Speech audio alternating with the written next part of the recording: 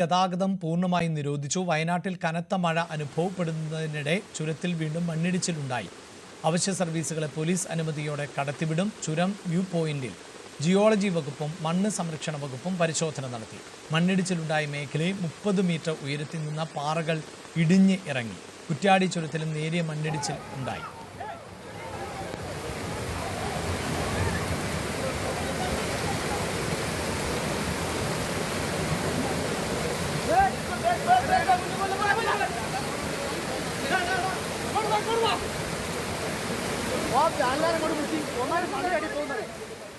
MS Aneesh കുമാറാണ് വാർത്തയുടെ വിശദാംശങ്ങളുമായി ചേരുന്നത്. അനീഷ്, പൂർണ്ണമായും ഗതാഗതം നിരോധിക്കേണ്ട ഒരു സാഹചര്യത്തിലേക്ക് എത്തിയിരിക്കുന്നു. എന്താണ് വിവരങ്ങൾ?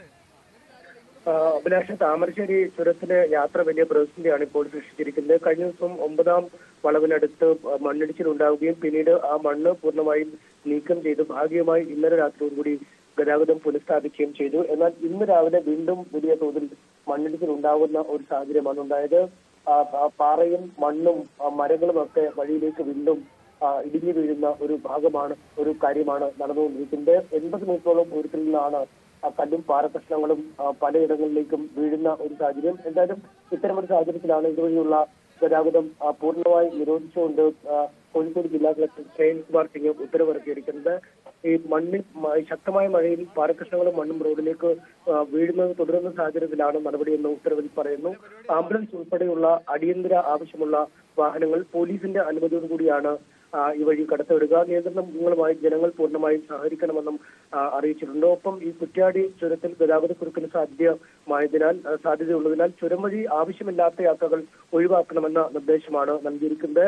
വയനാട് കളക്ടറും സമാനമായ രീതിയിൽ തന്നെ ഒരു നിർദ്ദേശം നൽകിയിരിക്കുന്നു. ലക്കിടി അടക്കമുള്ള പ്രവേശന കവാടം, വയനാടിന്റെ പ്രവേശന കവാടം വഴിയുള്ള ഗതാഗതം പൂർണ്ണമായി നിരോധിച്ചുള്ള ഉത്തരവാണ് അവിടെ നിന്നും ഇറക്കിയിരിക്കുന്നത്.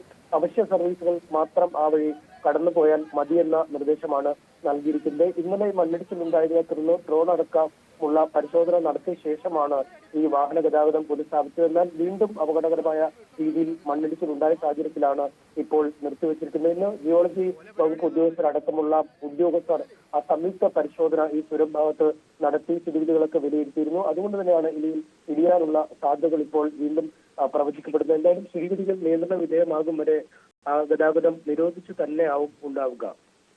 വിശദാംശങ്ങളാണ് MS അനീഷ് കുമാർ നൽകിയത്. അതേസമയം വടക്കൻ കേരളത്തിലും മധ്യ കേരളത്തിലും മഴ കനക്കും.